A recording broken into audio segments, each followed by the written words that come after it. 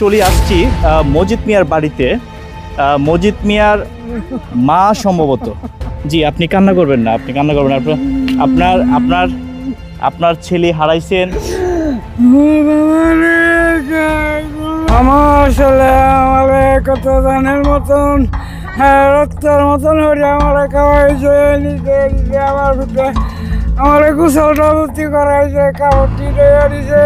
আমার বাবার হাতে মানুষ আমি আর ভাই কি না ভাই গো, আমার মাটিটাতে আমার বাবার হাতে কোনো দুঃখ আসেন না রে বাবা। বাবা আমার হোটেলে কোন জেলে মার জ্বলছে রে বাবা।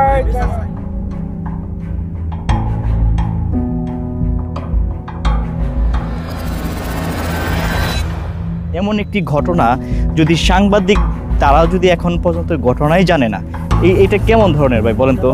হ্যাঁ, মাথায় পায়ে 4-5টা আঘাত আছে, কুবের দাগ আছে মাথার দিকে, আঙ্গুল কাইটটা বাজ্যা লইছে।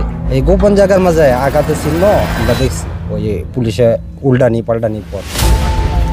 এলাকাবাসী এটা গোপন রাখছে, এটা তো একটা বড় একটা অন্যায় এখন পর্যন্ত। আচ্ছা শরীফুল ইসলাম, আপনি তো এই সংবাদটা প্রচার করার জন্য, তদন্ত করার জন্য আমাদের সাথে আপনি যুক্ত আছেন। আপনি যেই রহস্যটা, এই ঘটনা আপনি কেমন বলে মনে হচ্ছে যে এটি একটি কেমন হতে পারে এই ঘটনার রহস্যটা? না, সেটা এখানকার স্থানীয় যে মানুষ আছে তাদের কাছ থেকে যতটুকু আমরা জেনেছি যে সেটা একটা রহস্যজনক ঘটনা, সেটা পরিকল্পিতভাবে তাকে নিহত করা হয়েছে।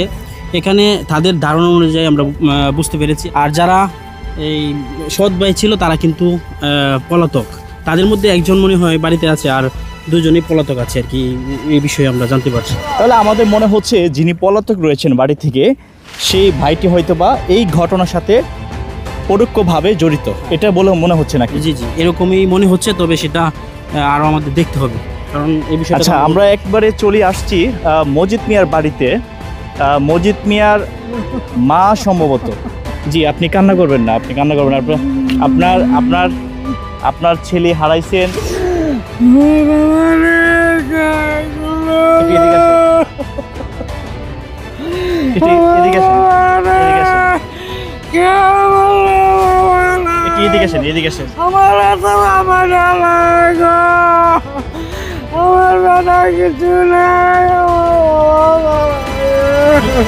আপনার আপনার আপনার ছেলে মজিদ মিয়ার, আপনার ছেলে মজিদ মিয়া আপনাকে কেমন কেমন ভালোবাসতো বলেন?